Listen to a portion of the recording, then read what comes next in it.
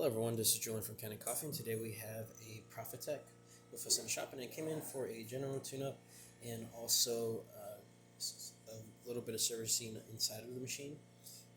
There was quite a bit of scale in this one, so we had to descale it quite a bit to get all the scale out. But now we're going to quickly test the machine. First, we're going to test the steam quality. I'll open this here.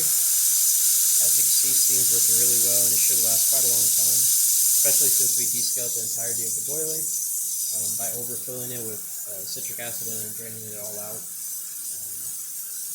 That just ensures that the entirety of the boiler is descaled, not just half of it. Turn that off here. We don't have a portafilter with this machine, but we did do a deep cleaning to the group head. As you can see, you have a nice one steady stream of water pooling in the middle, which is great.